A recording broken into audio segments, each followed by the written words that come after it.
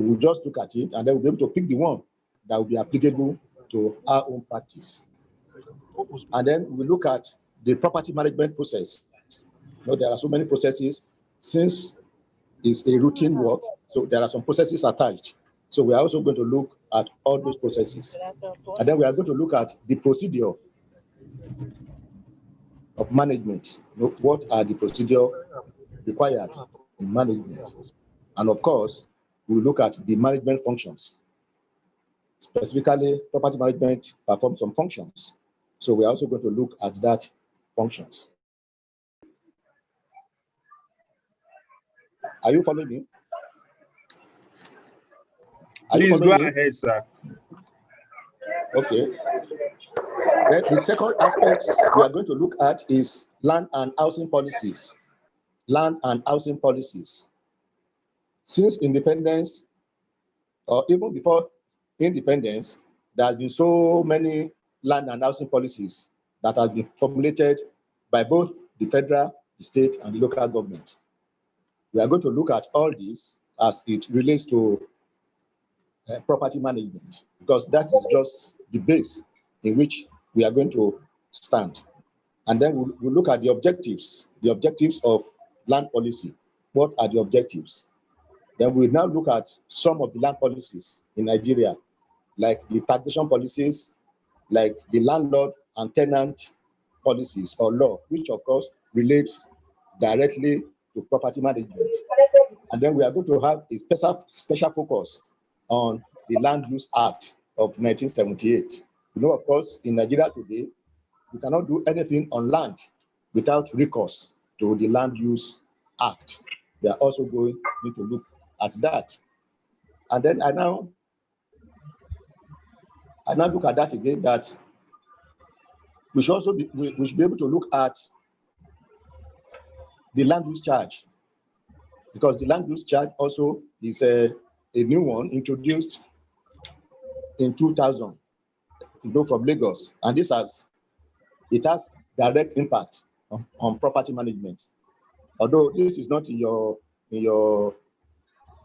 lecture notes, but definitely, at least as somebody who is aspiring to be an estate surveyor and valuer, you must be able to know something about the land use charge. And we will also go through estate agency, because this is one of the core competencies of an estate surveyor and valuer. We are going to go through the types of agency. Of course, we have different types of agency. We have the sole agency, we have the joint agency, and then we have the multiple. We are going to look at this one by one.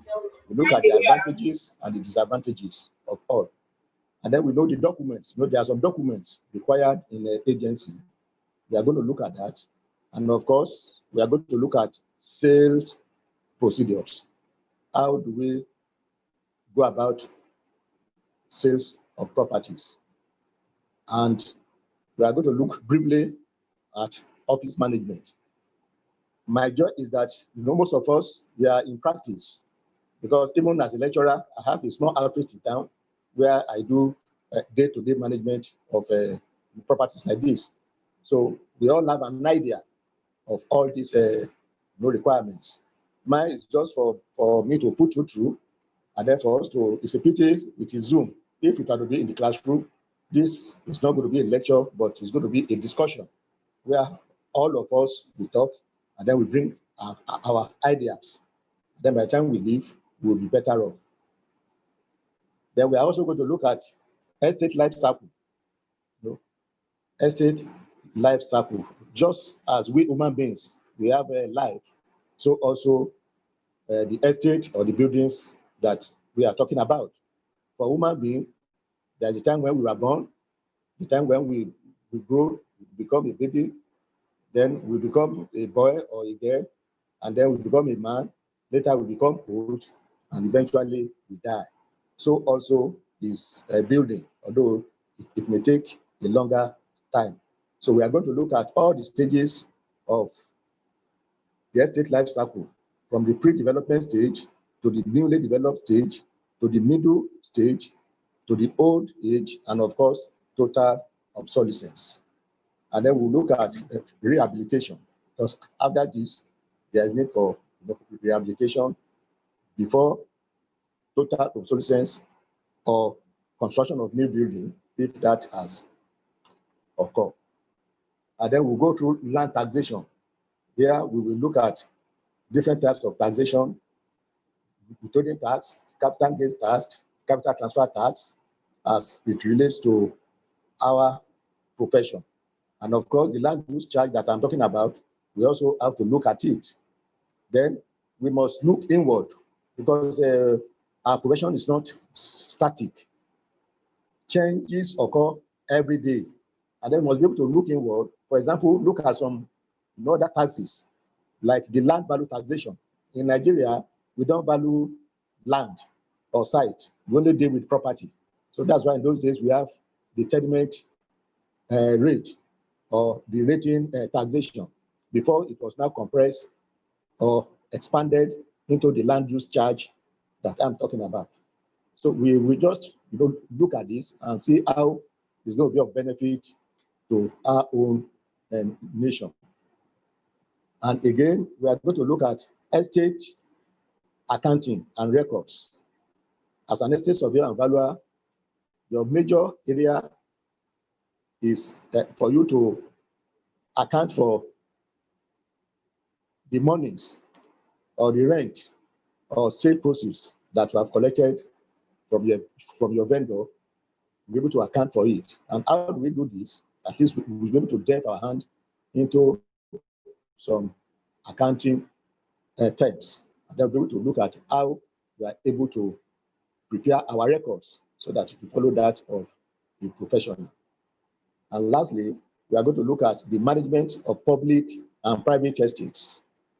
Management of public and private estates. As you are aware, we have private estates, individual or corporate, and then we have that of public estate. The motive, as we see in the course of the lecture, are quite different from each other. For the public, basically, it's not for profit making. They are to satisfy some social gains. While that of private is basically for economic gains.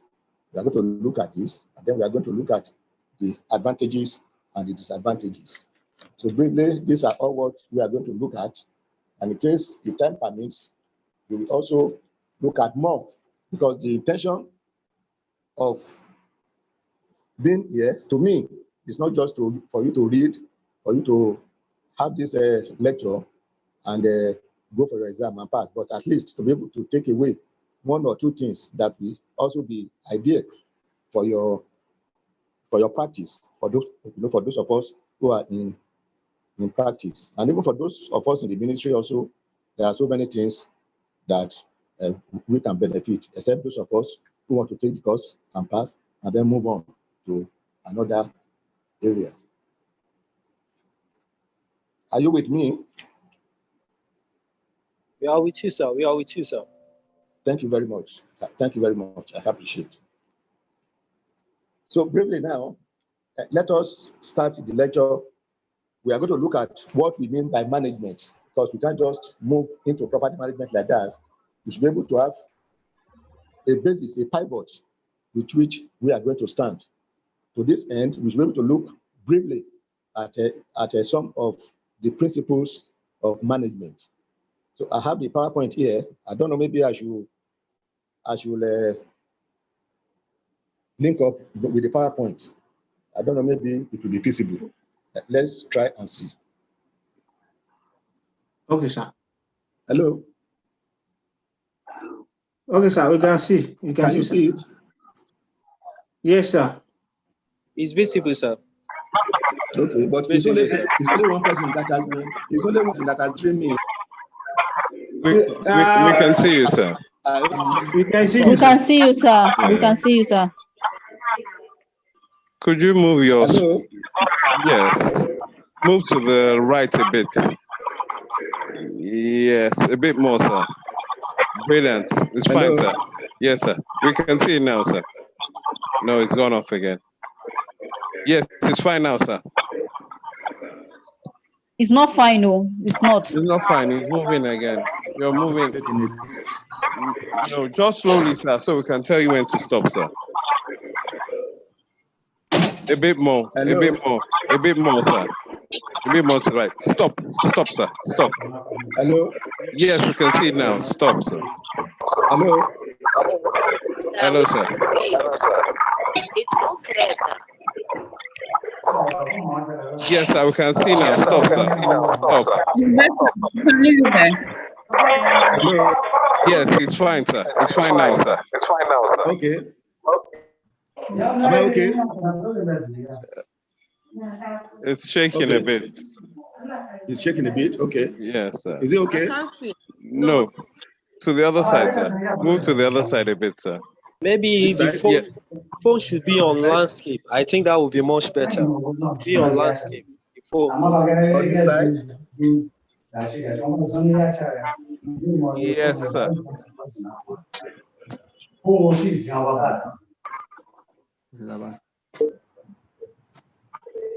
Hello? Okay, you can leave it that way. It's actually network, guys. You need blurred. Hello? Hello?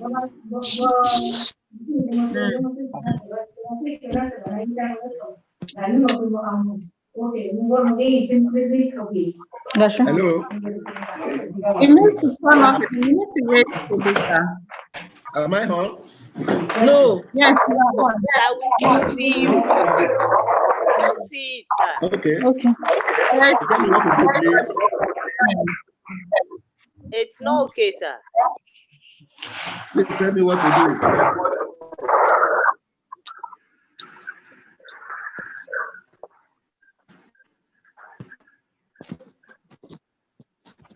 raise it up a bit. It needs to come up a bit, sir.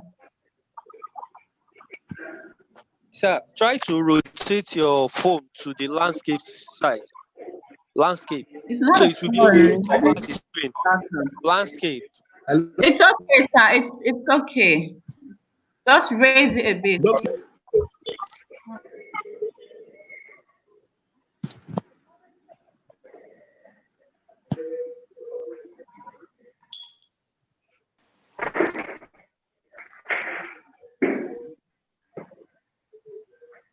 Sir, is that a tab or a laptop, please?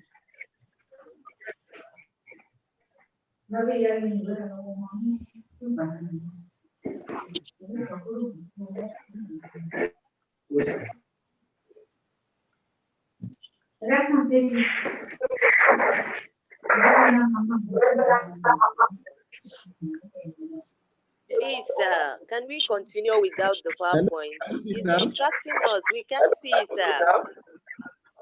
It's okay. It's okay. Oh my God. Not again. You can continue with your explanation, sir. Okay. Sir, Please, please continue with your just talk to explanation. us. Just continue. Let's do away with that PowerPoint, sir. Unless you grab Hello? or then we can. Please, talk Because to us. I'm of the opinion that with the PowerPoint, that the lecture will flow. I'm of the opinion that with the PowerPoint, the lecture will. Excuse me, sir. Are you using Zoom on your laptop? Can you share your If you're using your laptop for your Zoom, you can share your screen. But if you're using your phone, maybe that's why you're having problems. Yes, yes. I'm using my phone. So maybe next lecture, Oh, okay. I will be able to use the laptop. Okay, but then it Yes. looks fine where it is right now. It's fine Right like now? this, sir. Yes, sir. Yeah. Okay. Important thing is just for you to take note of what I'm trying to say. Okay? Yes, sir. Yes, sir. Yeah. Thank you. So I told you that the course we are in is a property management. But property management is an aspect of management. We have different types of management as must have been taught from your school days. We have a business management, we have property management. And our course basically is that of property management. And in the 90s, they now introduced facility management. Okay. And we also, by the time we are talking of facility management, because the one I've given to you is that of property management. We are still going to talk about facility management. And by the time we are talking about, you'll be able to know how the two courses were merged together. Because in those days, it used to be only property management. But in the early 90s, am I in course? Are you hearing me? Yes, sir. We are. Okay. We are with you, sir. Okay. So in the early 90s, some association online get class. I need to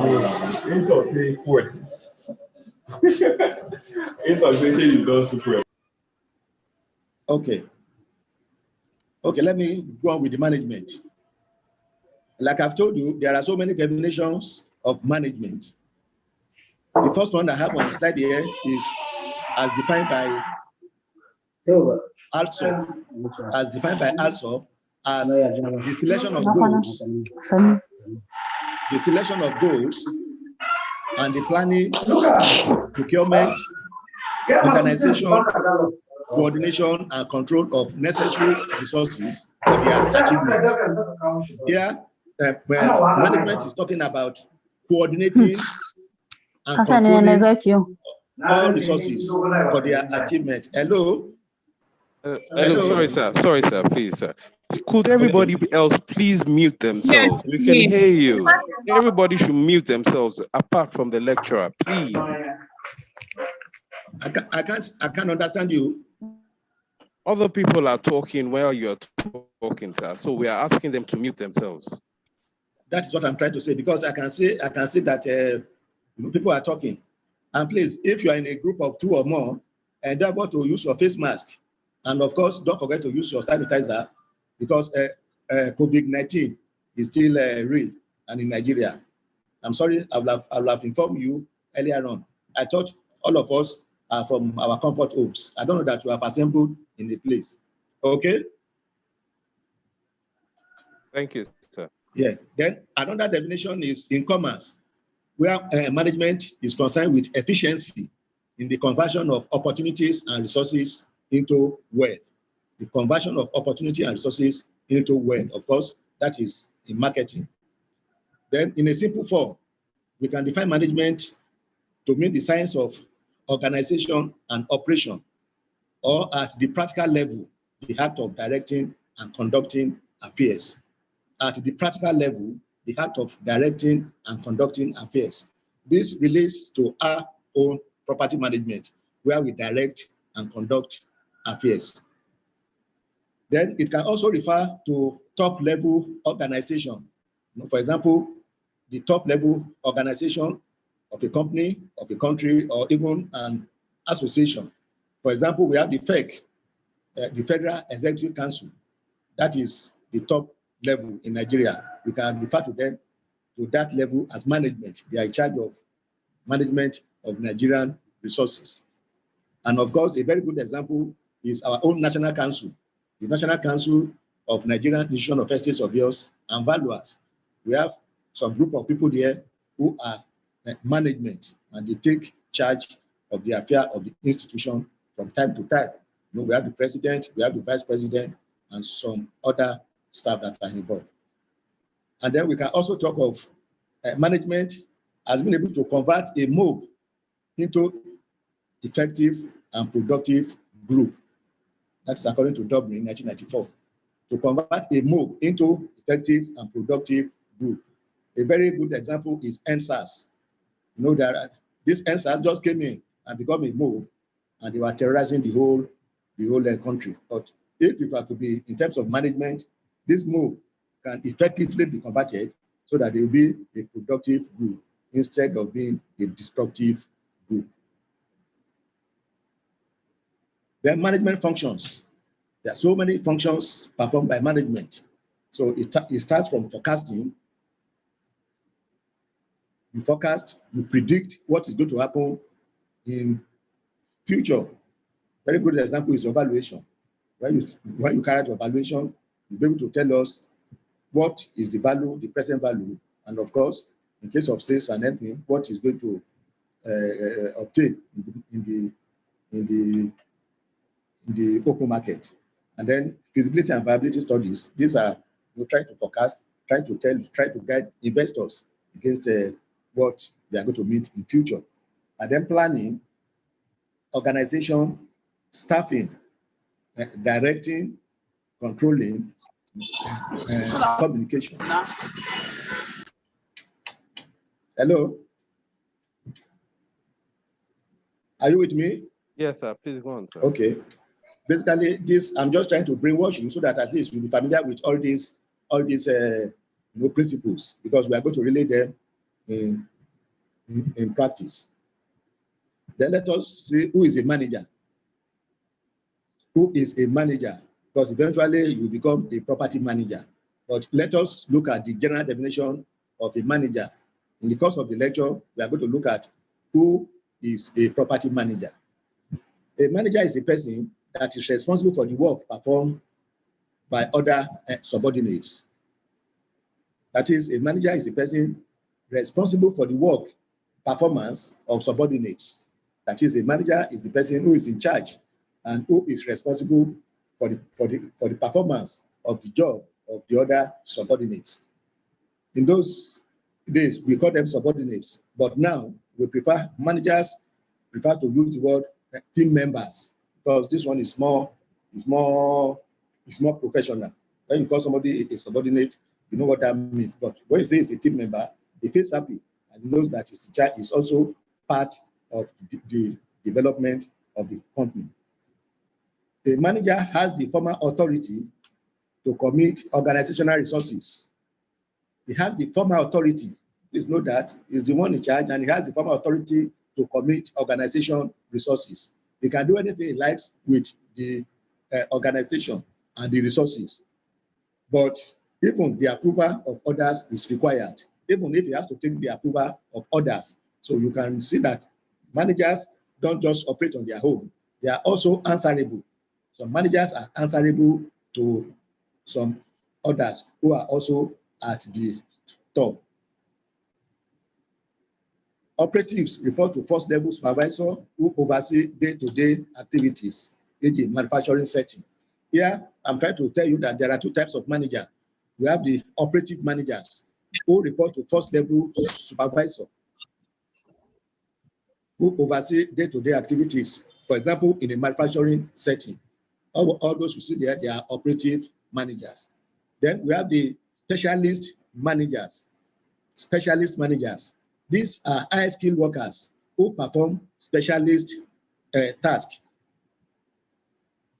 High-skilled workers who perform specialist tasks, and they have a high level of expertise through education and experience. High level of expertise through education and experience. A very good example is our own property manager. As we are going to see in the course of the lecture, you'll be able to know what does it take for somebody to become a property manager.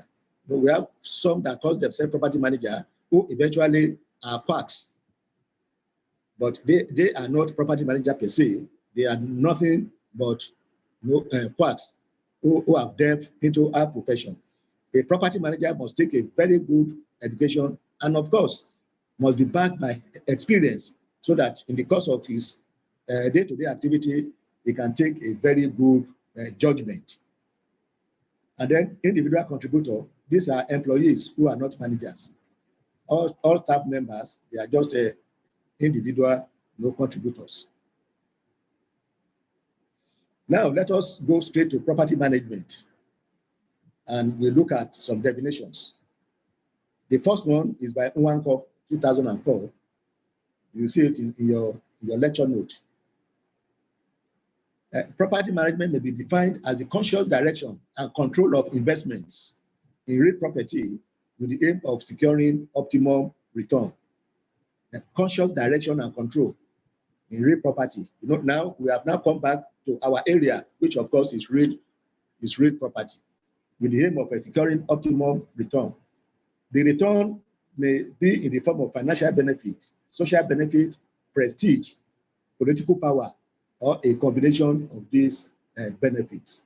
Of course, these are the aim and policies of property management, and he has called it that. And this also is likened to the definition that we have adopted, which of course is that of Thorncroft. I think this is just a recap of Michael Thorncroft's definition. We are going to see it in the course of the lecture. Then property management pertains to overseeing rental property, including apartments, houses, and commercial buildings. From here, you can discern that it means just the management of the property. This also has excluded that of sales. It's just talking of the management of rental properties, that is collection of rents, and probably paying the service charges. But property management is much more than this. Then in general, property management includes tenant placement, maintenance, and repairs, and the ongoing administration.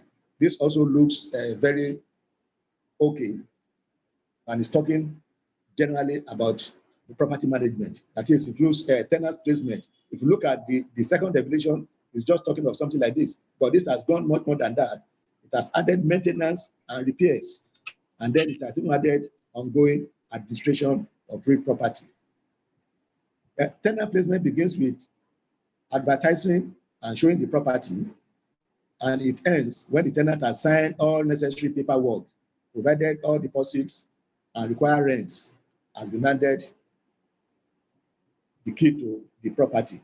This also is just talking of property management relating to the letting of the property. But the definition we are adopting is that of Michael Toncroft. Michael Toncroft, and that was in 1974. And Toncroft defines property management as the direction and supervision of an interest in landed property with the aim of securing the optimum returns. Please, you take note of those ones that I have bold. Please take note of the bold words. These are very, very important, and that is the area where we are going to focus on.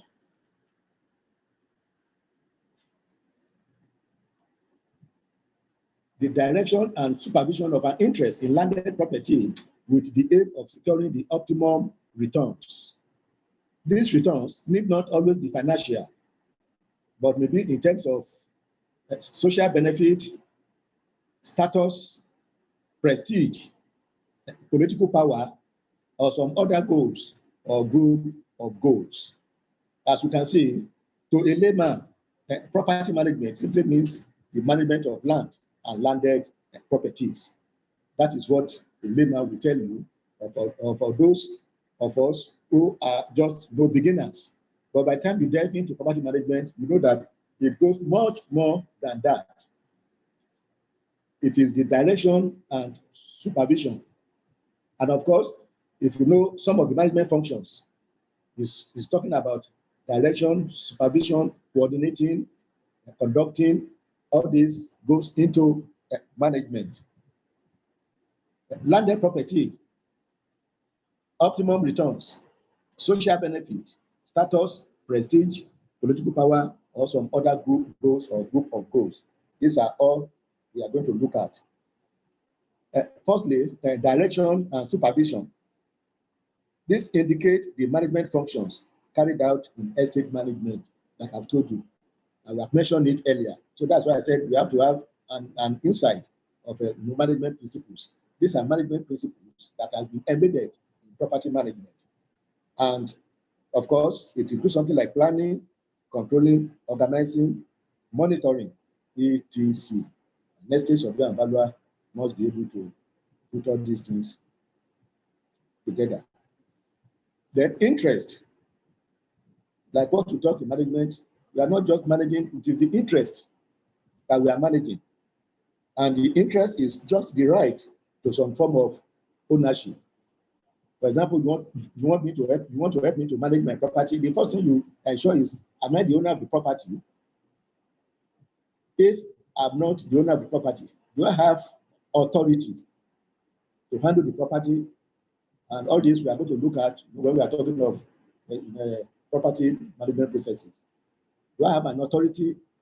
And of course, it's not just for you to take me to a property and say, this is my property, I want you to help. You must be able to is to find out and ascertain the ownership of that property, because so many people have landed themselves in jail because of the fact that they did not take this into consideration, which is very, very important. You must be able to ascertain and get your instruction from the right person. If it's not from the right person, the person who is to give you must also have an authority from the owner of the property or from those who are vested, probably via letter of administration of the disease and something like that. Landed property, of course, when we talk of landed property, we are not talking of the physical structure. You see now, estate property management combines both the abstract, which of course is the right, in form of easement and so on like that, and also the physical buildings. The physical buildings we talk about, we talk of something like land, something like buildings, something like factories, something like residential buildings. All these are embedded into property that we talk about. It's not just the physical. It's not just the physical building. Sorry, my light is not off. Let me put on the curtain. Then again, we now talk of the returns. And of course, the returns to most people, we think it is just for financial gains. Managing property is not only for financial gains. So that's why we have itemized all this.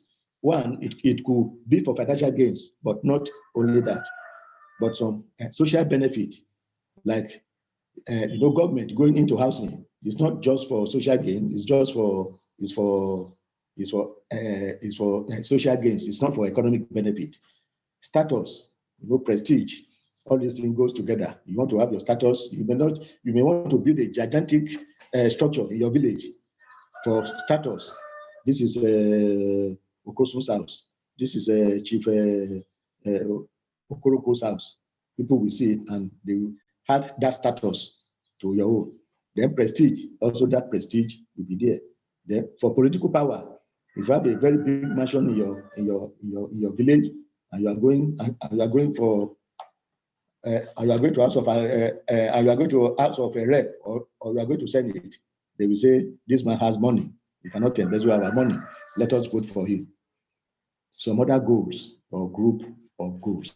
So that is the comprehensive definition of property management that we have adopted in the course of our practice. So this is just like an item. You just put it, you just keep it at your left hand, so that anytime you are on with property management, this should also be coming to mind. And then the aim and scope of property management.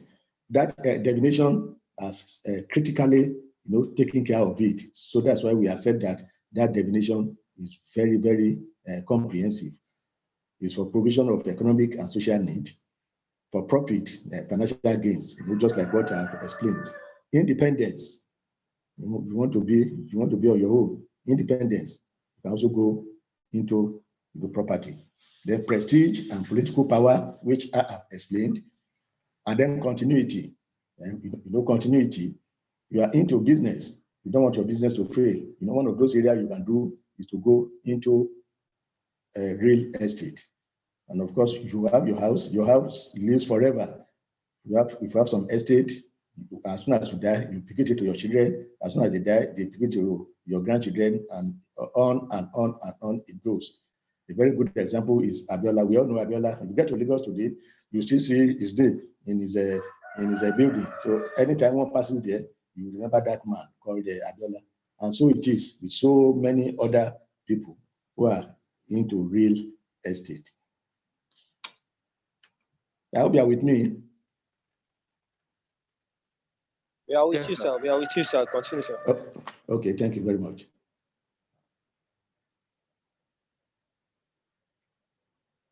Then a real property management company acts on behalf of the property owner to ensure the property is taken care of, repaired, and leased out to bring profit to the owner. So why we are all doing this is for us to know what we are doing, by time, because the ultimate is for us to have our firm. And by the time you have your firm, all what you'll be doing is all this normal routine, business of managing a property. So as a property, as an estate surveyor and valuer who has a company, for example, then you have a property management company. Then you act on behalf of so many property owners, ranging from individual to corporate, even in some cases to state and federal. You ensure that the property is taken care of from time to time. And in such a place, what you need to do is to have an estate surveyor and valuer, who now we refer to as a property manager, and then to have an engineer who now we can now refer to as operatives. In the two managers I told you of, the professional, and then the operatives, who now will be like the operatives, because here you also have to employ so many other artisans who will take care of that particular some of the properties. We are not talking of just a 3-bedroom bungalow or a duplex now, but we are talking of a place where we have a big shopping mall or a big shopping complexes where they have lived. You have to ensure that the generator is on, ensure that you collect service charges, and so on and so forth. So you also have to have somebody like an engineer who will also be in charge of those subordinates or those team players, like what I will put it. Somebody like those who take care of the generator, those who take care of the lawn, those who will be responsible for cleaning of the common path, and all these things. So you have to employ all these things and all these people, and the engineer, they have to be in charge of them. But you, as the professional, you have to be in charge of the overall management of that particular company, so that at least you'll be able to, one, take care of the property in terms of repair, in terms of leasing, and then be able to generate profit, because we have talked of optimum profit according to Michael Chomcroft. Not just profit, but optimum profit. That is where highest and best use we also have to come into play. Highest and best use. So that's why at times they say a property manager should also start from the beginning. In case of land acquisition, the property manager should be there, ensure that that land is acquired, and then it should be also be there when they are doing when the architect is also working, so that you'll be able to advise the architect on purchase. Is it going to be for residential, or it is commercial that will bring highest and best use, so that the owner will achieve optimum returns? These are the areas where a great property manager should go and ensure that all these things works very well. And then also we have different types of real properties, but from your own note, I discovered that they said basically it can be divided into two broad categories. But real property is much more than that. But the instruction we are giving is that we must teach you within what we have in your lecture note. That is the instruction we are giving. And although I have some array of textbooks here, which I do extract one or two things from time to time, but at least you must also have something in mind that apart from the exam, we are also teaching you so that you'll be able to get better by the time you go out.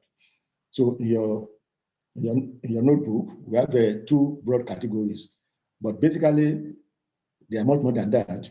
We have the residential, we have the commercial, we have the industrial, we have the agricultural, so many. But here it has been divided into two. And then we have residential properties, which are apartment units or houses where people live. This covers a broad range of housing types, many of which use the services of a property management firm. This is very, very correct. We have different types. We have the bungalow, we have the tenement building, then we have the bungalow, which of course can be divided into two, the detached bungalow and the semi-detached bungalow. And then we have the duplex houses, and then we have terrace. All these things, in those days, by the time we are giving questions, we can ask them to explain the different types of residential properties, or write short notes on this. For example, you can give terrace, terrace houses. So I think it's better to familiarize yourself with the different types of residential properties. And then for commercial properties, these are typically non-residential. So I think that's why they have categorized them into two, residential and non-residential. If you look at others, like industrial, they are non-residential. And this leads to various commercial businesses. These businesses vary greatly in size and usage requirements. Of course, we have the shops, the lock-up shops, then we have the offices, the office complex, and so many of the commercial properties. Then the property management process. What are the property management process? Property management is a cyclical activity or process, and this can be explained stage by stage as follows. So there are some processes involved in property management.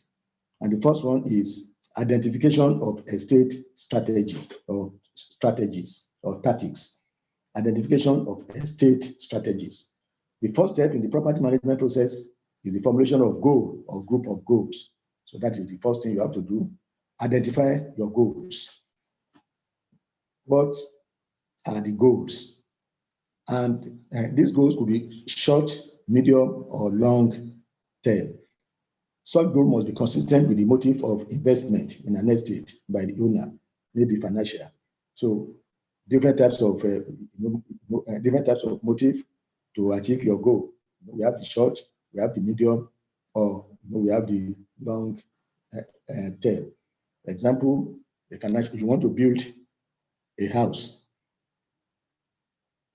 then what is the motive of that? And of course, we have mentioned the aim and objectives, or the motive earlier on.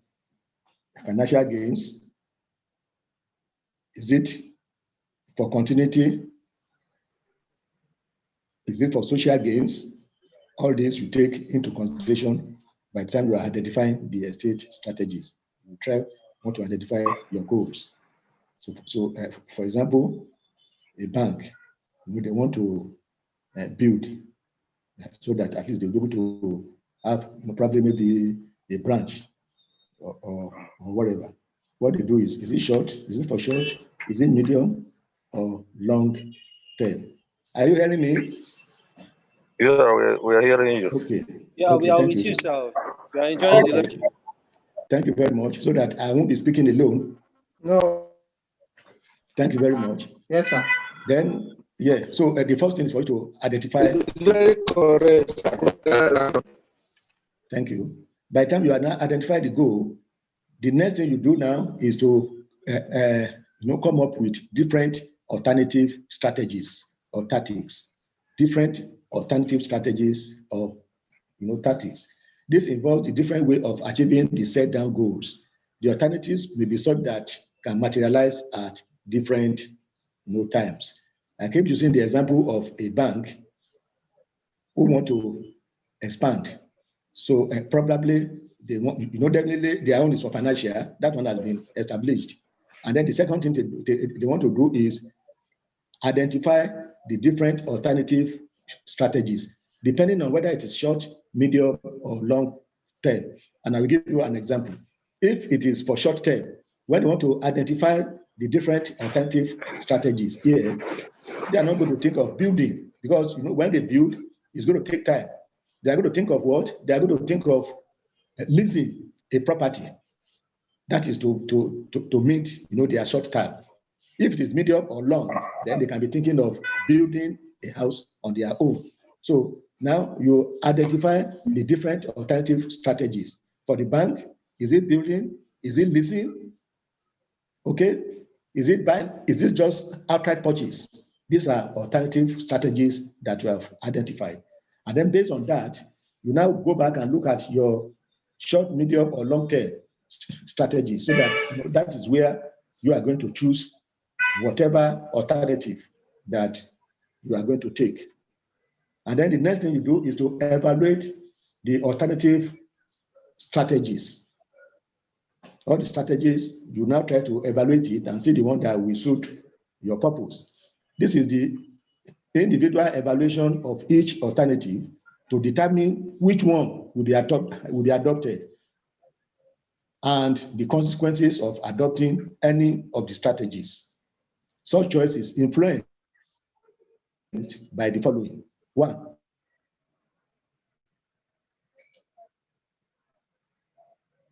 what demand does any strategy have on other resources in the future? Is of changing, modifying the alternative in the process of management. Then determine whether any strategy is capable of achieving the goal. Example of our bank who wants to expand, and then I've now chosen some alternative strategies. Is it to lease? Is it to buy?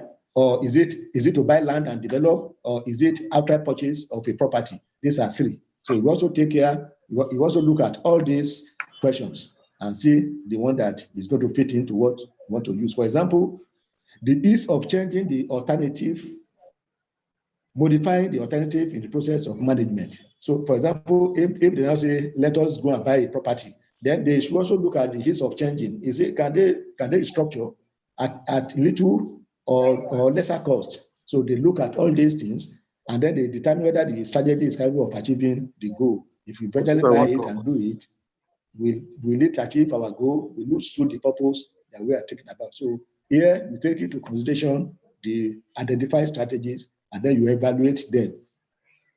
And then the next thing you do is to select the preferred strategy, that is your preferred choice.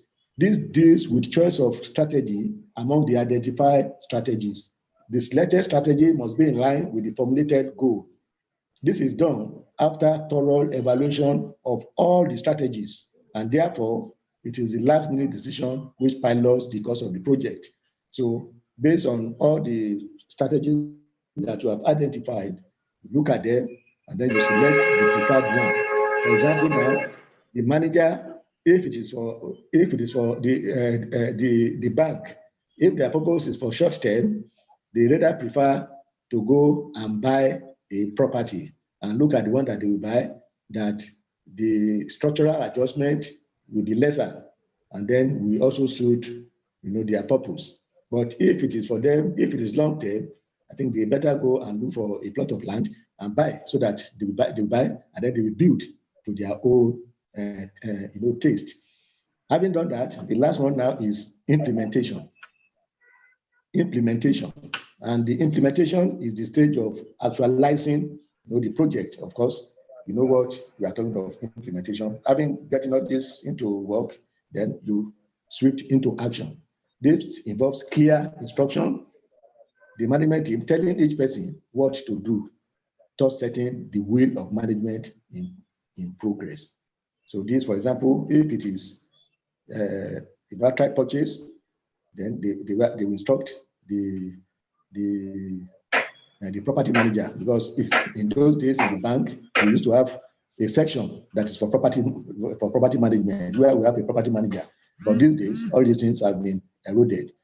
But then they involve the property manager to help them to look for a property which they are going to buy, and that's the setting the wheel in progress. Having seen that, implementation starts. And then the purchase has been done, then the property is already there. So the next thing is monitoring and review. In case if it is the one to do a structural change, if it is the one to build, this is where monitoring and review is started. This involves developing, storing, and analyzing information regarding the project. Important thing here is that this information serves as a continuous check to be made on the performance of the functions and effectiveness of the management procedure. It also involves reviewing the whole setup to identify areas of change. So this goes along with implementation. As soon as implementation is going on, monitoring and review of the project is going on. So these are the processes involved in property management. So that's why we said it's a cyclical process. One turn leads to another. Property management procedure. Yeah. For those of us who are in practice, this will also be of interest to you. And this is what you do in day-to-day management of the property. And in your lecture note, I've also extracted this. But like the property management process, this one is not technical, but there are some that must be done, but it doesn't follow one by one. But the important thing here is that you must ensure that all these things are carried out. Okay? All these things are carried out. For example, you have an instruction. You have an instruction to manage a property. And here, let us say it's just a 4-bedroom bungalow. Somebody has given you an instruction to manage a 4-bedroom bungalow. Then the first thing you have to do is what? The first thing you have to do is to get an instruction. You get the brief. And the brief, like what we have read or studied, which also goes in practice, is that there are different types of brief. The first one is oral. Somebody can tell you, my friend, maybe probably is a friend or whatever. Please, I want you to help me to manage my father's house at so street. Okay, okay, no problem. Just give me the information. Off you go. That is an instruction.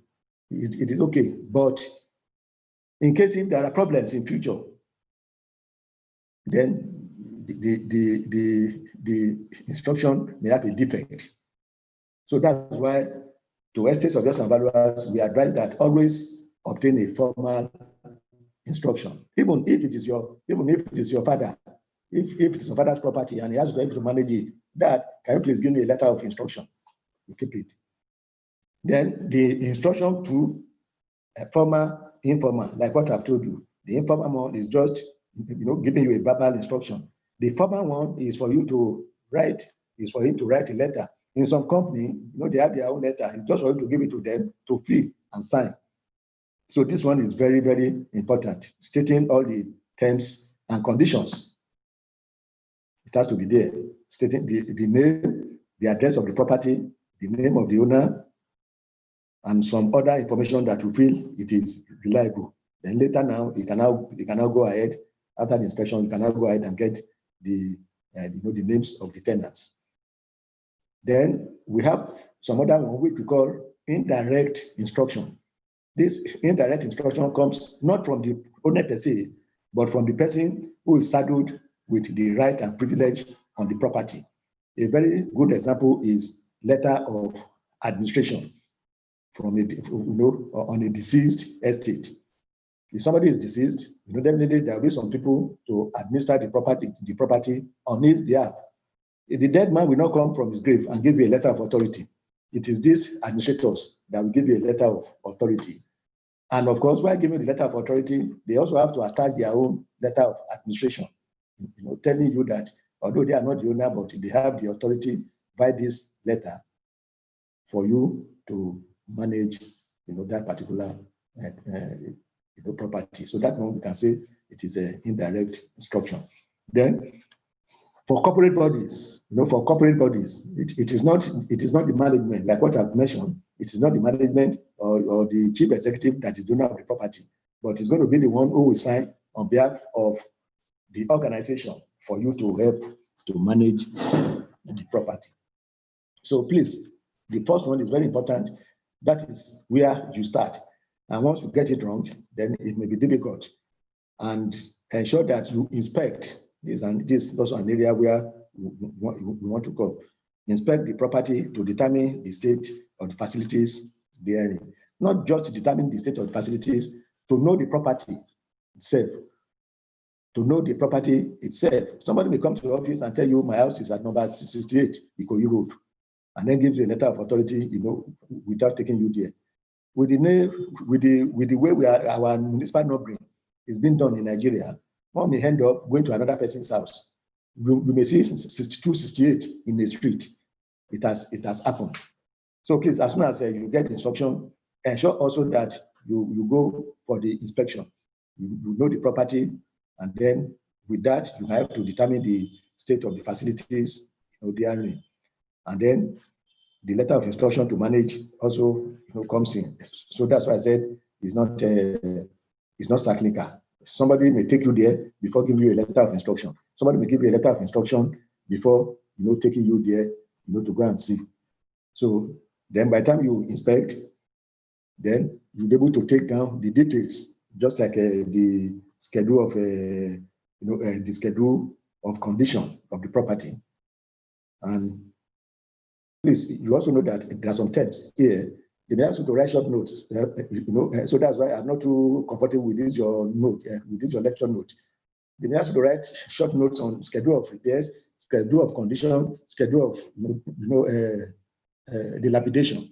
All these things are not reflected in your note, but at least you must be able to do that. You must be able to know schedule of condition is by the time you went, especially for a tenant who has vacated a place or for a new property, you go there, you take down the schedule of condition to ascertain what and what are there.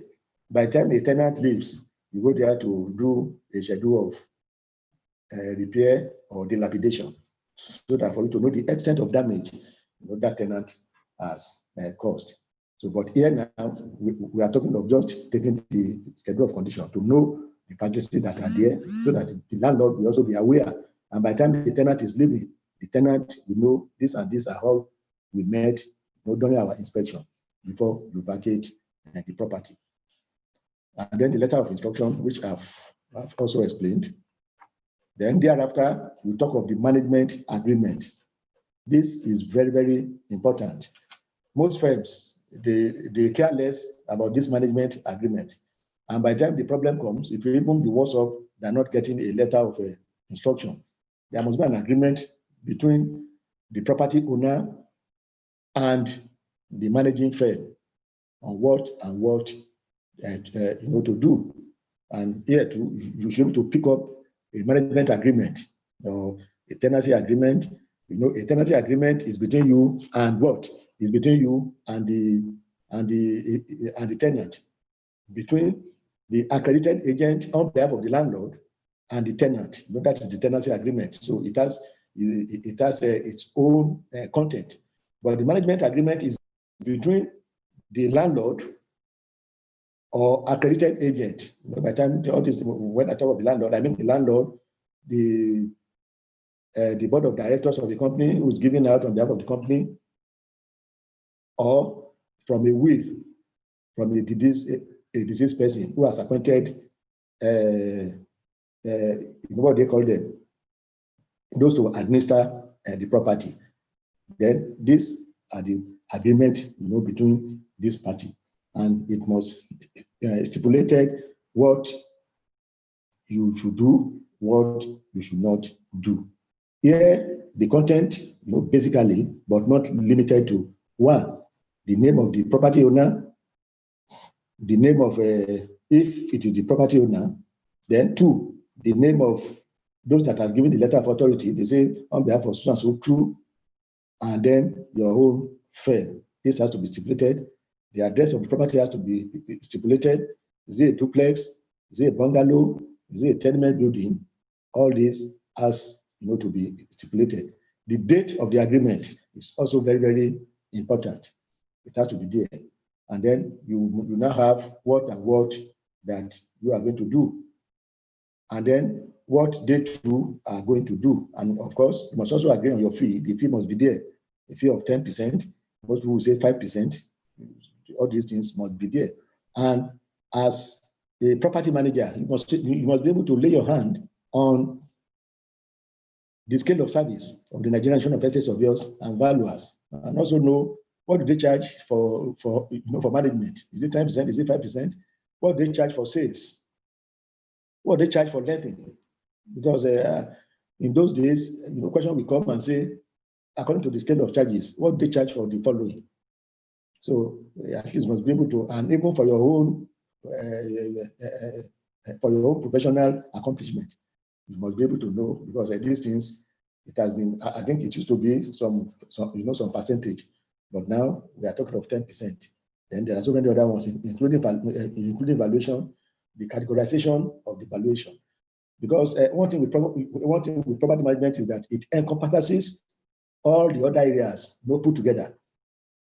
Just like we say, we are master of we are master of all, we are jack of all trades, but master of valuation.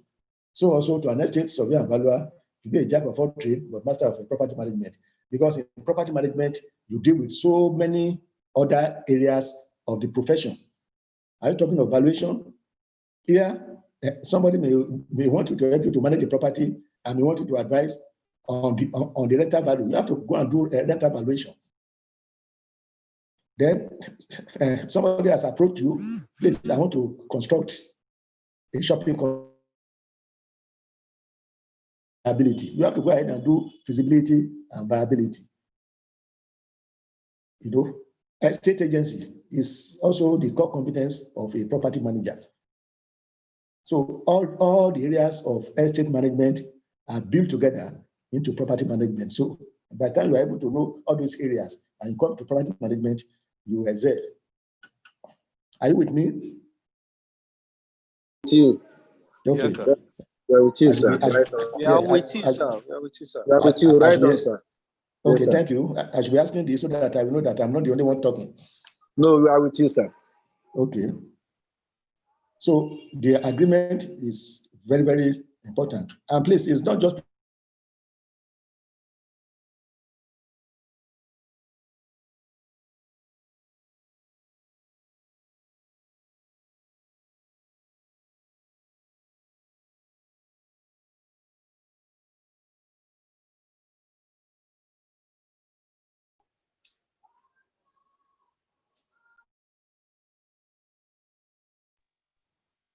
Hello, sir.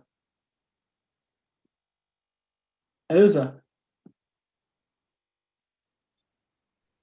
Hello. It's like the lecturer is off. The lecturer is off. I think so too. Okay. Maybe if you adjust his this thing.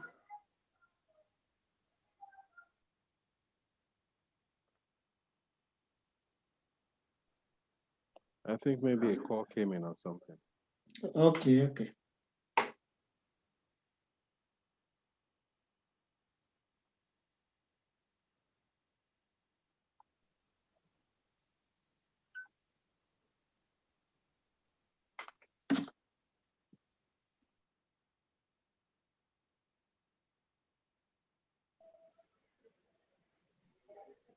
Hello, sir.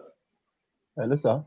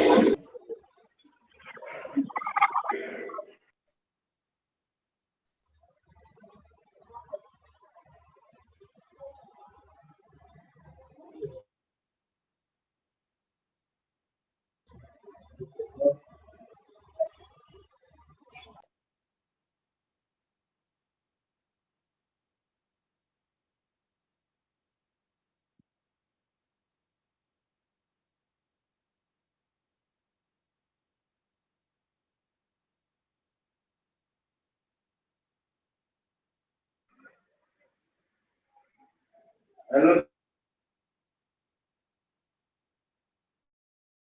Hold on. I spoke.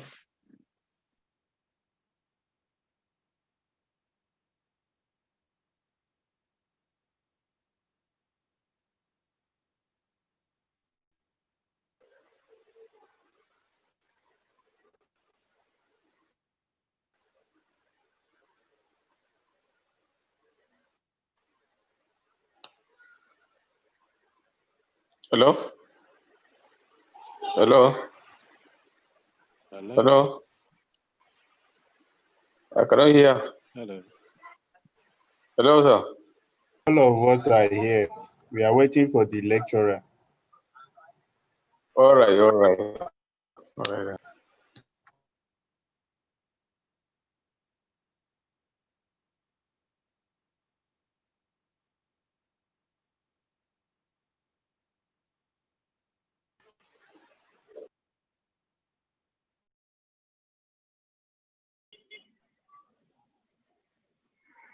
Can we see on, please?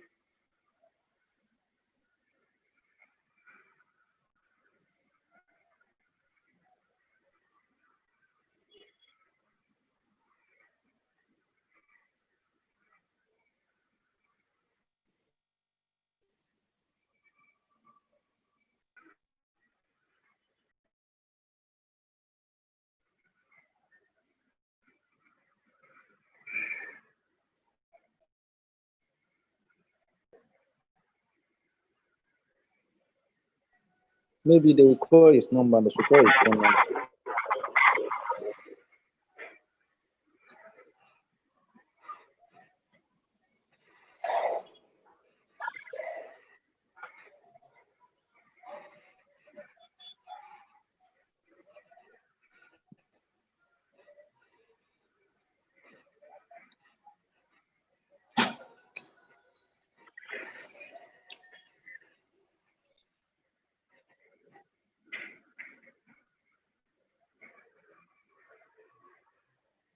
Because it's like the lecturer muted us. He's doing other things.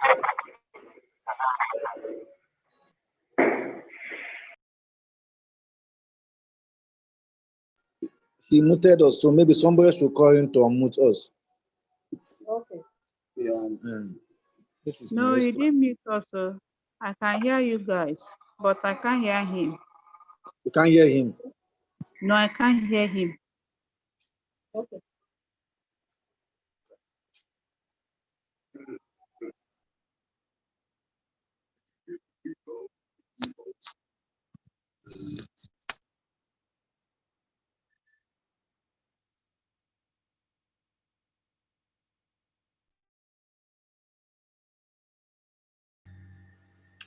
Hello.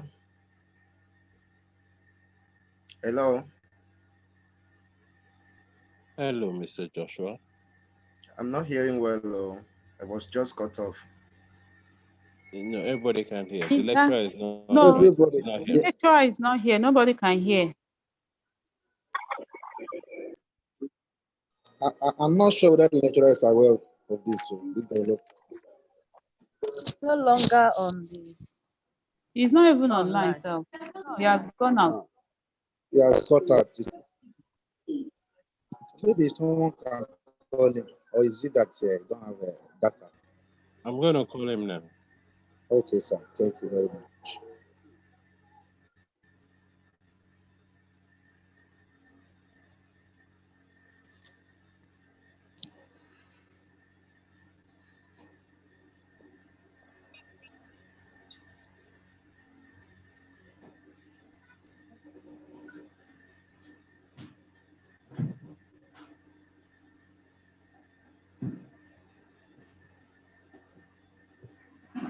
Hello, sir. No, the meeting has cut off, sir. We can't hear you again, sir. Yeah. Yes, from the class, sir. We can't hear you anymore. Yes, sir. Maybe you should re-enter the meeting, sir. Yes, sir. Thank you very much, sir. Yes, sir. Yeah, apparently he didn't even know he was off. So, That is even what I thought.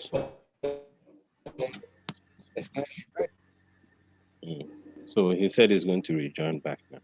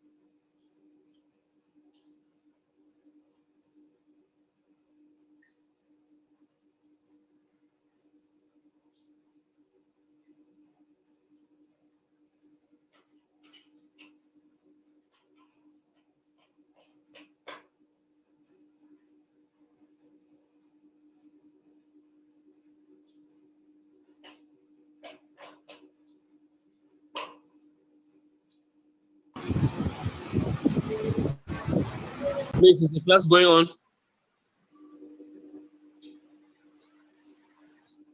Hello? Is the class going on? I cannot hear anything. It's a general problem. Check your All chat. right.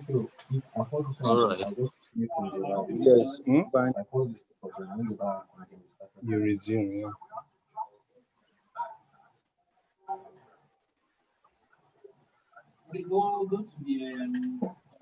Is it from national headquarters?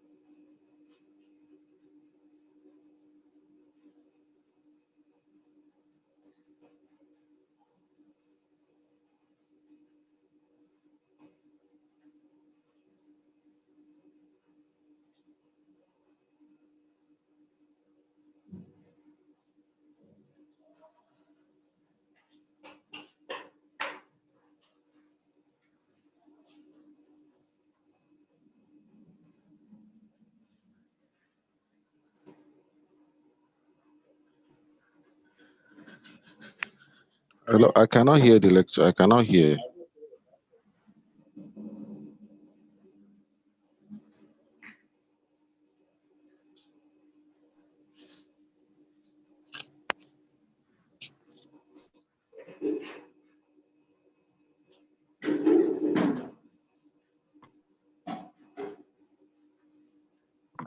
Good morning, everyone. I'm just joining.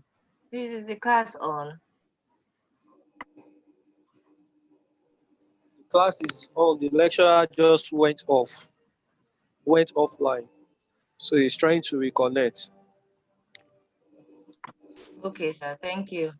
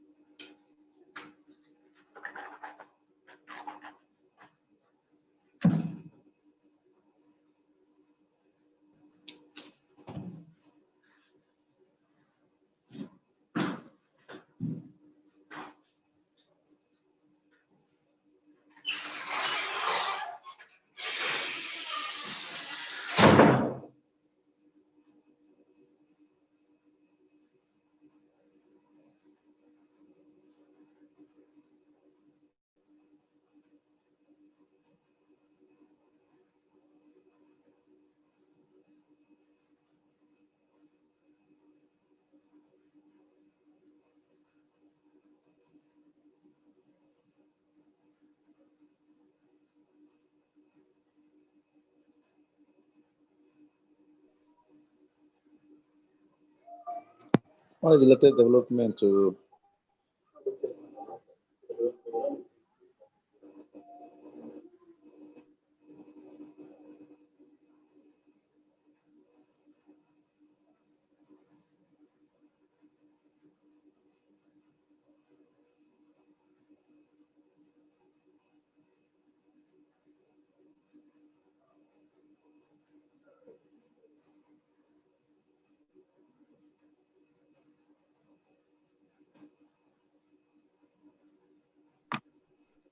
Okay, Federal, good morning. I just joined. I heard the lecturer went offline. I guess it was on, but he went offline. Okay, you just joined now. Mm. I was with them. It was very interesting. Very, very interesting today, better than yesterday. Than yesterday, yeah. I was busy. Yes, clearer than yesterday's one.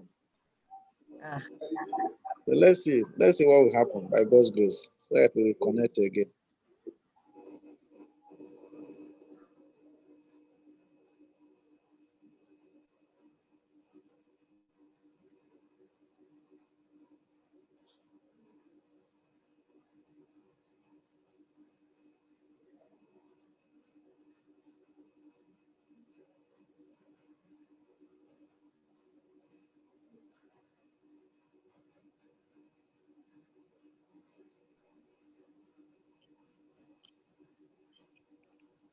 Hi all, can somebody add me in the WhatsApp group? I've sent my number on the chat.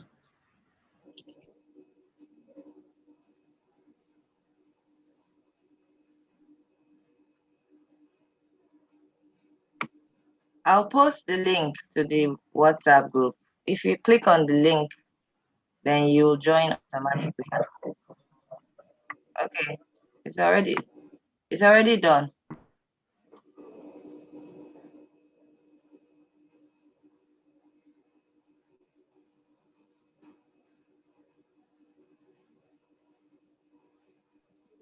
Please, can you add me too?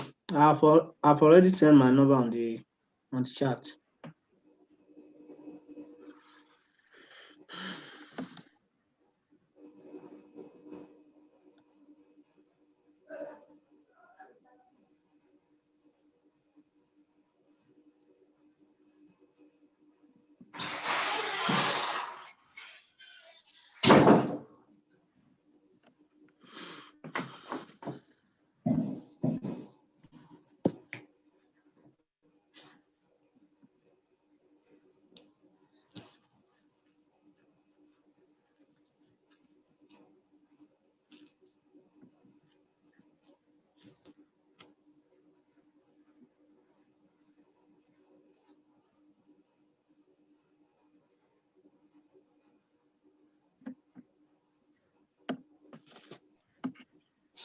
Thank you. I've just been added in the WhatsApp group.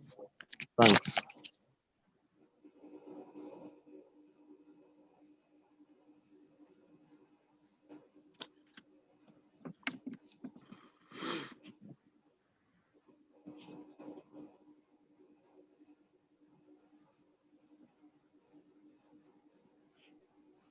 Yes, I'm on with them now. I'm alerting them now.